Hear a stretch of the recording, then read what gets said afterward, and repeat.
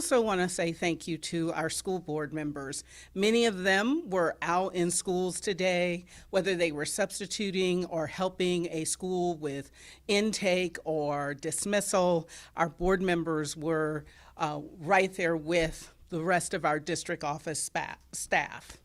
We had a great first day.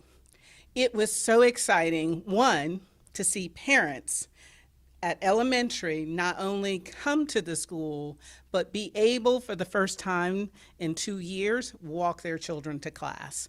So that was something that really touched my heart to know that our parents were engaged.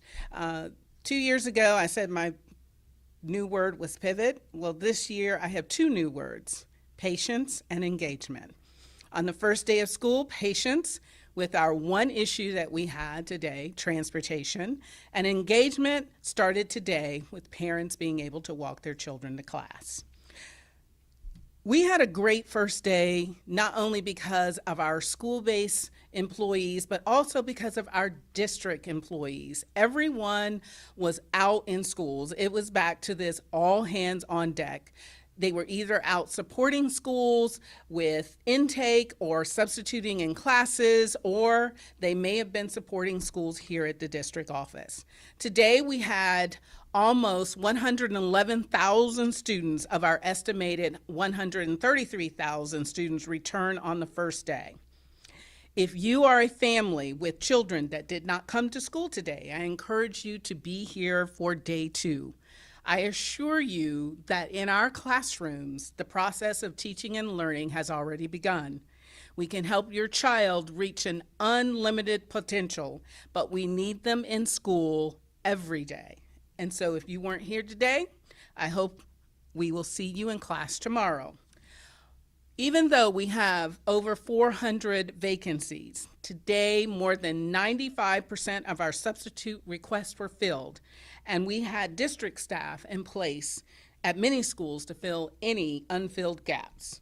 Last year, we had less than 400 vacancies. However, the fill rate was at 75% on the first day. So a big thank you to ESS and our substitutes for responding to the call today. You are an important part of Team Duval. The only area, as stated earlier, where we had an issue, and it is always an issue on the first day and the first couple of weeks, was transportation. Drivers are learning their routes, students and families are learning their routes and their buses, and our contractors still need additional bus drivers. If you were one of the families whose first day of school was soured by transportation, I apologize and ask for your patience. Our team and our contractors are working hard to improve our bus service as quickly as possible. But despite the transportation issues, in summary, today was a great day.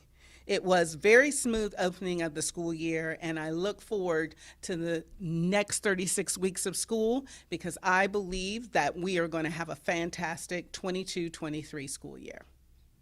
I'll now take any questions. Okay, quick question from Action News Jazz. How long will the bus delays last, and what's being done to fix them? Well, the bus delays, as I stated on the first day, are very common. The first couple of weeks are a little bit challenging because it determines whether we need to consolidate routes. Students who are not here today show up tomorrow, or many parents drove their students today and now will be showing up at bus stops over the next few days.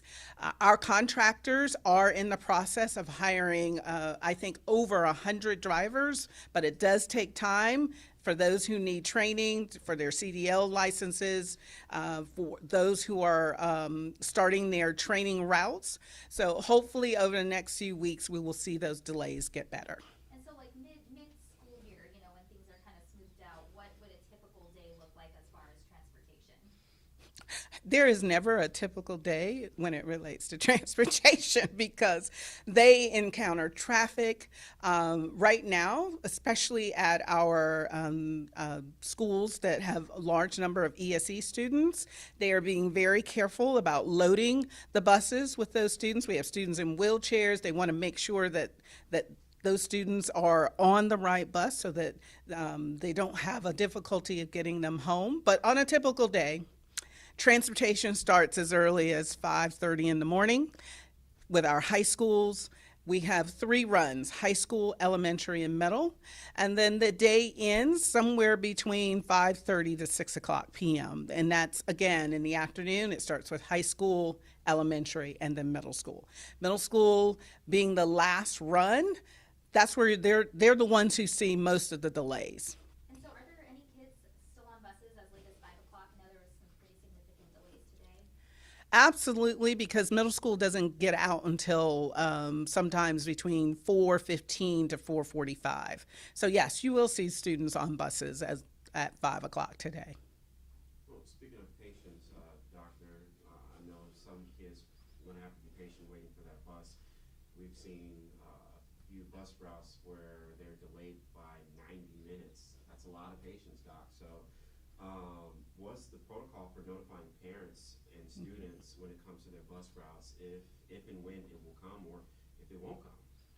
Well, we have a late bus website, so parents can go to that website, and we have listed, and we're telling them if that bus is going to be extremely late, so they can adjust their schedule as needed.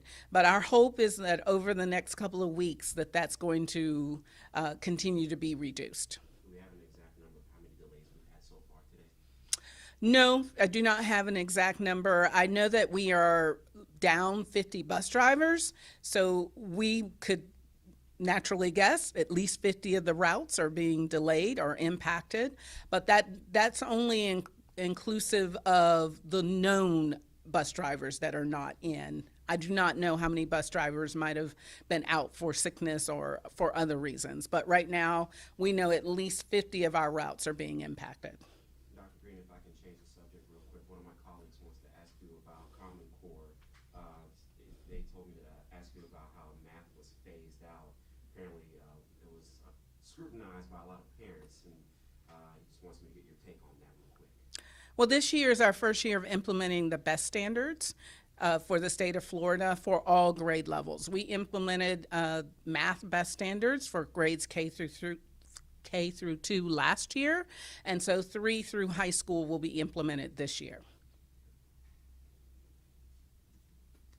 Real quick, how many routes are there overall right now? There are almost 900 routes. We have about 900 bus routes that occur morning and afternoon. You might sound like a broken record me asking this, but your expectations for this upcoming school year? I expect that we're going to have a great school year. We have a lot of new initiatives in progress, such as new curriculum for best standards for ELA and mathematics. We're also implementing a new initiative called Duval Ready for our students to gain soft skills, so when they graduate high school, our corporations know not only do they have the content knowledge, but they also have what they call the hidden curriculum or the soft skills knowledge, knowing how to be a team member, how to collaborate, how to problem solve. And so this is the first year of implementing Duval Ready and being a part of the career source at the state level of supporting students who want to seek this additional technically certification to their diploma. Real quick, I just want you to talk about that feeling that you expressed earlier about seeing parents being able to walk their child for the first time in 2 years to class. Share with me what you saw and how you felt. Well, I felt joy and excitement, and I saw it on the faces of not only our parents, but their students.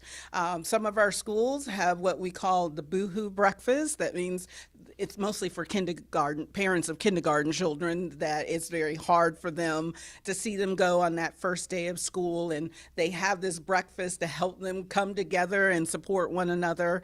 But this morning I saw no tears in the schools that I arrived, but I know that some of our parents were having a hard time letting go this morning, and the fact that we could allow them to walk their children to class was definitely a treat. It seemed like we were back to somewhat normal school year. While we're experiencing hiccups here and there, what's your overall message to parents and students during this time? My overall message, again, patience and engagement. Patience as it relates to transportation, engagement. If you weren't at school today, and get registered, get back into our classes because, as I stated, the learning process has already begun. Yes, good. All right, thank you, Dr. Wow. Greene.